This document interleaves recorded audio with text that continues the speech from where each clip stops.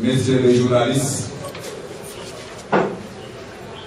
nous vous remercions de votre présence massive et de qualité pour couvrir notre point de presse de ce matin. Les 4 organisations syndicales de la Poste, dont les secrétaires généraux sont présents sur cette table, avaient décidé d'organiser la conférence de presse de ce matin. Le choix a été porté sur ma modeste personne pour être le porte-parole. J'ai à ma gauche le camarade Salif Faye, qui est le secrétaire général du SLGP, syndicat libre du groupe La Poste. À ma droite, vous avez Mohamed Diop, qui est le secrétaire général du SINA Poste. Et à l'extrême droite, vous avez notre camarade Ahmed Diouf, qui est le secrétaire général du SNTP. Je précise, SNTP. Votre serviteur se nomme Amadou Dem, je suis secrétaire général du site Poste. Et nous sommes également très heureux de compter parmi nous le directeur régional des postes de la région de Thiès, Malik Dia, qui est à l'extrême droite. Monsieur le directeur, nous vous félicitons donc de votre présence qui rehausse quelque part l'image de cette conférence de presse. Et dernièrement, vous avez des femmes et des hommes responsables régionaux, donc des différentes organisations syndicales ici présentes. Camarades, je vous demanderai de mettre au portable ou silencieux pour permettre aux journalistes de faire correctement le travail. Mesdames, Messieurs les journalistes, comme vous le savez, depuis quelque temps,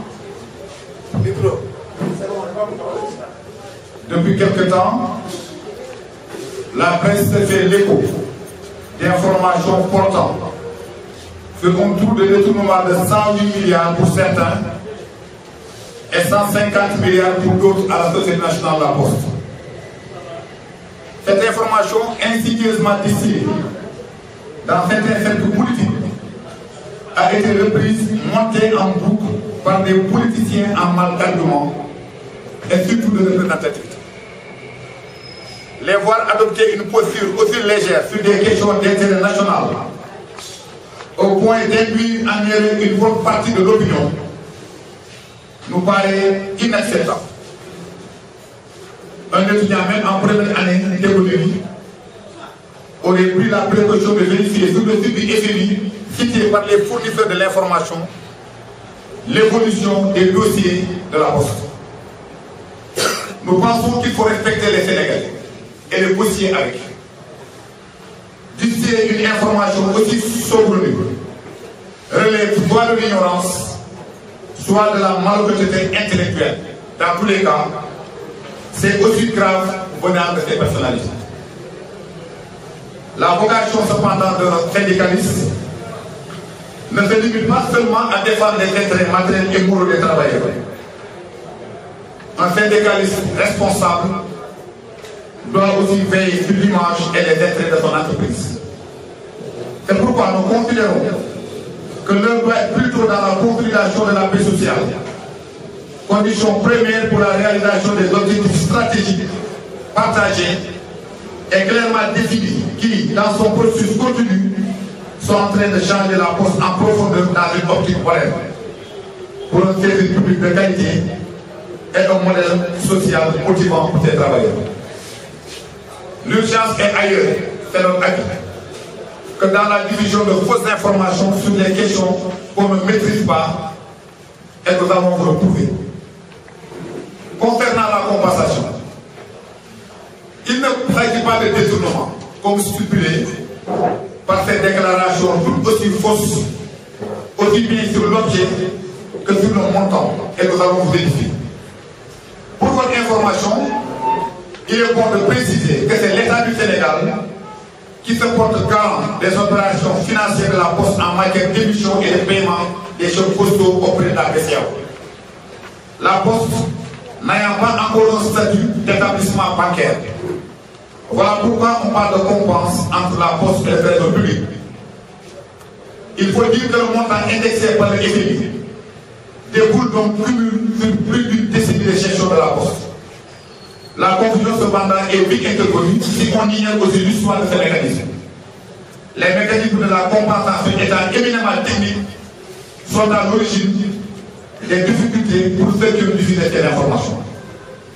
Concernant l'endettement, ou les dettes croisées, ou créances croisées selon certains, nos diffuseurs d'informations alarmantes ont sciemment omis de parler des dettes de l'État envers la Poste.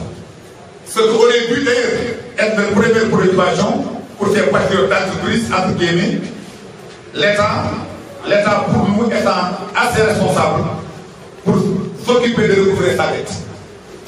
À ce jour, la Poste est complètement à jour par rapport à son endettement vis-à-vis du Trésor. Autrement dit, je précise, la Poste ne doit pas un seul franc à l'État du Sénégal. Je le précise. Autre chose qu'il faut savoir sur cette question, c'est que l'État et la Poste ont signé une convention de dette croisée. Les diagnostics financiers effectués sur le groupe La Poste sur instruction de M. le Président de la République Macky Sall a permis de mettre en place un comité interministériel entre le ministère des Finances, le ministère des Postes, au fin de réfléchir sur la restructuration du groupe La Poste. Ce comité regroupe, en plus des différents départements de ces ministères, l'ARTP et la Poste. En outre, lors du Conseil des ministres du 17 juin 2015, une première dans l'histoire politique de la Poste, le chef de l'État Macky Sall avait fait part de la nécessité de moderniser le service public de la Poste dans ses multiples aspects, de renforcer la compétitivité de la Poste face au développement d'équipe, de bâtir la Poste future à travers un plan stratégique dynamique et consensuel, de faire de la Poste une institution financière contribuant à l'aménagement du territoire et à l'amélioration du taux de bancarisation de l'économie. Enfin, de veiller à une rémunération équilibrée du service public de la Poste et l'assainissement de ses relations financières avec l'État. Ceci pour montrer l'engagement et la volonté du président de la République et de son gouvernement d'accompagner la Poste qui doit opérer une lutte profonde pour jouer son rôle d'accélérateur du développement inclusif dans notre pays. Ainsi, le comité interministériel mis en place a recommandé plusieurs mesures de restructuration dont la mise en œuvre devait permettre l'assainissement de la situation financière de la Poste. Parmi ces mesures de restructuration figure la signature d'une convention de règlement de dette croisée entre l'État du Sénégal et le groupe La Poste avec les effets escomptés suivants. Apurement partiel des arriérés de compensation financière dus au trésor public, une recapitalisation par reconversion des parties des créances de l'État sur la Société nationale de la Poste, la signature d'un contrat de performance entre l'État et la Société nationale de la Poste, la mise en place d'une comptabilité analytique qui donnera une base de calcul pour la revalorisation de la rémunération du service public. Je précise que cette comptabilité est déjà effective et la Poste du Sénégal est l'une des rares postes africaines à disposer d'une comptabilité analytique. La transformation de Poste Finance, la filiale qui gère l'activité parabancaire, en une banque postale, autrement dit une institution publique de microcrédit. Sur la base de ces thèmes de référence, les travaux du comité ont abouti au courant de l'année 2017 à la signature d'une convention de règlement croisé de dette entre l'État du Sénégal et le groupe La Poste. Ceci constitue un premier palier dans ce processus de restructuration qui est tout en cours. Dans la convention, il est clairement indiqué que les parties conviennent de fixer au 30 septembre 2017 la date effective de l'arrêté des dettes et créances réciproques entre l'État et le groupe La Poste. Nous avons même anticipé, parce qu'on parlait de 30 septembre, je pense que depuis le début du mois de septembre, nous avons complètement à jour par rapport à l'engagement qu'on avait pris par rapport donc vis-à-vis du FMI. Ce qui veut dire, ce que j'avais dit tantôt, que nous sommes à jour donc, par rapport à la créance que nous devons à l'État. Les parties conviennent également d'une remise réciproque de dette sur la base de la plus petite créance. Le solde maintenant en faveur de l'État, après 3 mois de dettes et créances réciproques, sera utilisé en tout ou partie lors de la recapitalisation du groupe La Poste. Un avenant sera signé le cas échéant pour préciser ou modifier les conditions et modalités de l'affectation du solde. Toute modification du périmètre de la présente convention peut se faire par voie d'avenant en cas de nécessité et de commun accord. De la nécessité du non-fait. Le secteur postal connaît des mutations profondes qui obligent les administrations postales du monde à mettre en place de nouvelles stratégies consistant à diversifier les activités à travers le développement de nouveaux produits et services. En effet, depuis l'avènement des TIC et l'ouverture des marchés, qui du reste a coïncidé avec la disparition du monopole des administrations publiques postales, l'heure est venue pour les postes de s'adapter à leur environnement ou de disparaître tout simplement. Nous l'avons compris, nous syndicalistes, la direction générale, le directeur général Filédia et toute son équipe l'ont compris et nous avons anticipé tous les événements. En effet, depuis l'avènement de nouvelles TIC, de nombreux pays essaient de relever le défi en se dotant de moyens nécessaires pour lancer l'activité postale, créer de nouveaux services de courrier express, relooker les services publics traditionnels à travers l'innovation et surtout mettre en place des produits et services innovants à nos TIC. C'est pourquoi au Sénégal, la Poste a entrepris une démarche scientifique avec l'élaboration du plan stratégique de développement 2017-2021 qui intègre de façon exhaustive les principales orientations dont l'une des plus importantes est l'innovation à travers le numérique, à travers la création de la carte monétique post-cash, le lancement dans le commerce et la certification électronique et pertinence dans le transport des marchandises. Des acquis sociaux, il faut en parler. Parce que nous refusons l'ingratitude, nous refusons également le nihilisme. Dans notre souci d'améliorer les conditions de vie et de travail des employés, la Société nationale de la Poste a consenti à la suite de négociations tenues avec les partenaires sociaux des efforts considérables qu'il y a lieu d'apprécier et de préserver fortement, et au nombre desquels on peut citer d'abord le recrutement de l'ensemble des distributeurs. Le premier acte que le directeur général a posé lorsqu'il a été porté à la tête de la Poste était le recrutement de plus de 82 distributeurs qui étaient là sous l'ancien président. La révision de tous les organigrammes des services, maison mère comme filiale, le reclassement de l'ensemble des bureaux du réseau, le minimum d'accueil était à la catégorie 4.1. Maintenant, le minimum d'accueil dans les bureaux de poste est à la catégorie M5A, c'est-à-dire à la catégorie agent de maîtrise. Le reclassement de tous les agents de ces bureaux est en la revalorisation de l'indemnité de logement de plus de 55% et de plus de 100% pour certaines catégories. Parce que ceux qui avaient 20 000 francs de logement se sont retrouvés après les négociations à plus de 45 000 francs. Donc certains sont passés du simple au double. La subvention accordée à l'ensemble des coopératives d'habitat, la hausse des subventions allouées au travail en difficulté, des fonds non remboursables, l'augmentation conséquente de la subvention accordée à l'IPM de la Poste si on connaît la problématique de la santé en milieu du travail, la réception et la construction de nouveaux bureaux sous une forme architecturale moderne, l'automatisation des guichets et des positions de travail, l'interconnexion de l'ensemble des bureaux de poste du Sénégal. Enfin, pour terminer, nous adressons nos remerciements au chef de l'État, M. Macky Sall, qui n'a ménagé aucun effort pour accompagner notre entreprise. Nous réitérons notre engagement et notre disponibilité à poursuivre avec lui ce processus jusqu'au bout, et ceci dans l'unique intérêt de la Poste et de ses travailleurs, et bien entendu des consommateurs.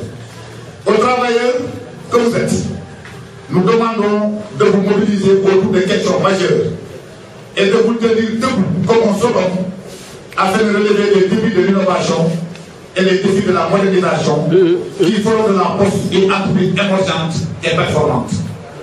Notre destin n'étant inscrit dans aucune fatalité, c'est à nous de le forger. Il nous revient de le forger et de le construire.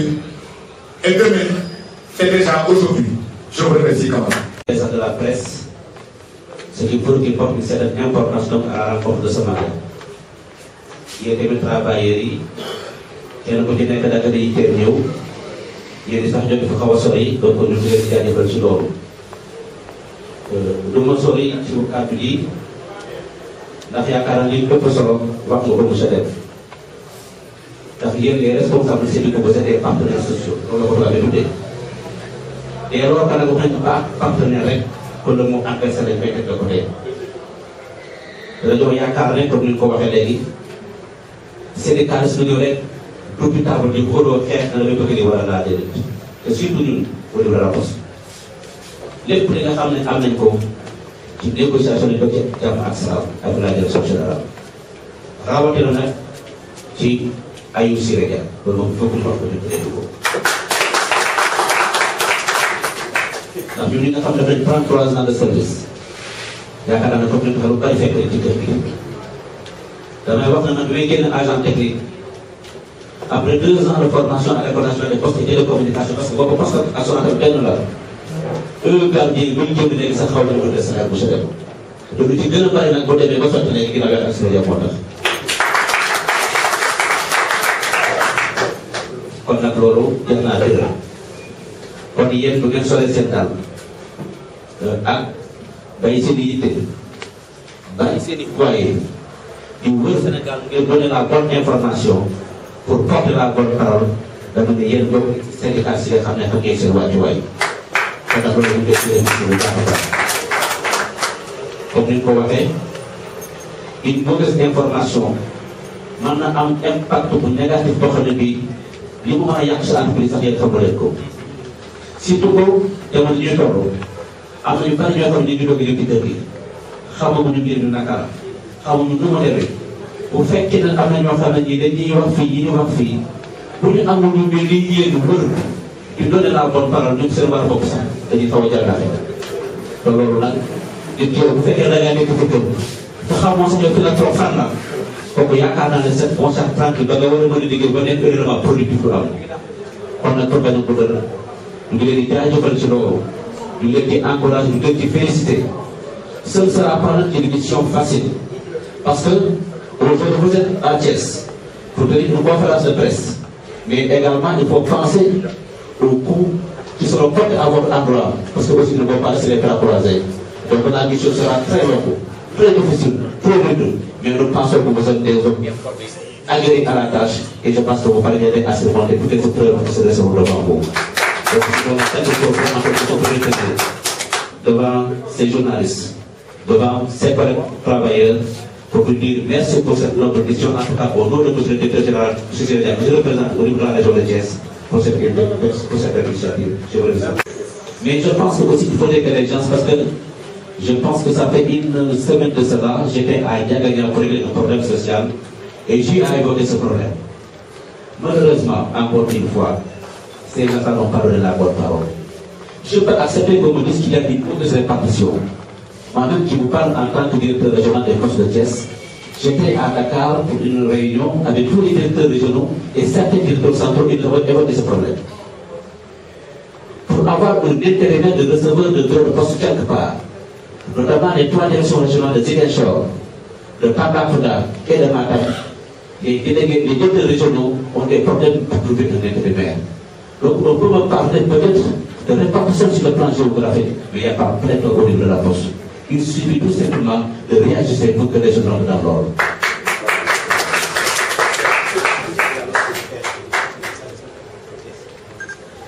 Bon, pour mon direction régionale, effectivement, comme il l'a dit, au niveau de la poste, en tout cas, nous n'avons pas la même configuration que l'administration territoriale et les différentes préfectures. Vous savez qu'il y a 14 régions au niveau du Sénégal, alors que nous avons une direction régionale. Cela veut tout simplement dire qu'il y a parfois, en tout cas, un regroupement spécial pour la poste. Nous, direction régionale des postes de Thiès, nous coiffons toute la région administrative de Thiès, une partie de la région de Diourbel et une partie de la région de Fatick. Donc là également, je pense que c'est bien.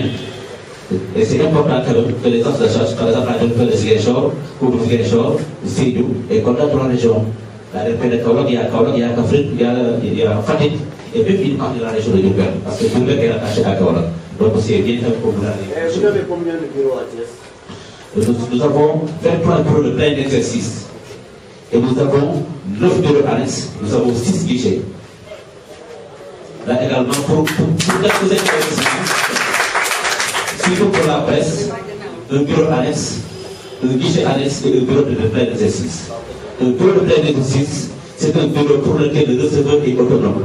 Il dépend directement de la direction régionale. Si je prends par exemple le bureau de KSRP ou bien le bureau de combat, parce que sur le plan administratif, combat fait partie du département de Thiès. Mais pour le volet administratif postal, c'est un bureau qui dépend directement du directeur régional. Ne dépend pas du restaurant de Thiès. Monsieur le directeur, pouvez-vous revenir sur les détournements de Dionewar et de Joal par rapport à la poste? Des dossiers pendant en justice, donc vraiment faire respect à la direction de la justice, on ne peut pas développer là-dessus. Donc ça, ce sont des normes juridiques. Nous ne pouvons pas revenir. Ce sont des choses qui existent, mais on ne peut pas étayer cette information à travers la presse. Tout est cédé, une 8 heures de temps par semaine. Mais nous devons être un service public. Vous avez des matières de service, nous livre des 8 heures, de 7 heures, de 9 heures, 7 heures. Donc, pour éviter qu'on en de pause, moi, je suis par le cas. Donc, nous demandons de venir nous liguer. Nous ne disons liguer, mais faire des votes. Voilà, nous demandons de nous faire des journées, les 40 toute la journée, de 17 heures, 18 heures. Parce que même si vous avez des bureaux de vie, vous êtes responsable de liguer. Parce que vous liguez 17 heures, le code de sa caisse, le code de sa caisse, n'a pas l'air pareil pour le liguer. Donc, il y a un système de permanence. Il ligue par exemple 8 heures, 13 heures, il ligue 13 heures, puis il va être sur vous avez par exemple le banque de faire des faits de presse. Vous avez eu un agent. Parce que il ne peut pas pour l'offre, pour l'offre à confiance. Vous qui arrêtez les doigts d'obligé. Pendant que vous aussi partenaire, il a des minutes de ligue. Et pour ce aussi, pour ce mois de non, c'est ce qu'on a fait pour faire. Parce qu'après, nous avons service pour faire un dossier qui est fait, et nous avons pris le dossier sur le dossier. Quand il y a ces dossiers, les risques que nous pouvons faire, nous pouvons dire, voilà, qu'il y a un autre, et nous n'avons pas moyen pour le mettre. Donc, également, au niveau de certains services administratifs, ça dépend du trajet, ça dépend de l'emploi du travail, c'est la raison pour laquelle certains parfois les gens, c'est plus difficile. Mais nous avons 38 bureaux de poste. Nous avons 38 bureaux de poste. La direction régionale de poste de Thiès, vous avez bureau de poste dans la région de Dakar. Vous dites que c'est difficile. Donc, il y a des gens qui disent que c'est absolument dans tout que c'est Dakar. Mais nous, donc, nous avons fait comme nous l'avons fait, dans la région de Thiès, il part de la région de Diourbel, pour appareil de nous. Parce que quand nous voyons que vous venez de nous, aller sur une évolution qui est ça, poste de la forme de vie, on va faire implanter. Créer sur nos moyens en matière de logistique, surtout pour les bâtiments. C'est ça qui aujourd'hui ne nous permet pas vraiment d'investir encore. Et sinon, il y a des points vraiment qui devaient être publics pour les réalisations de la vitesse.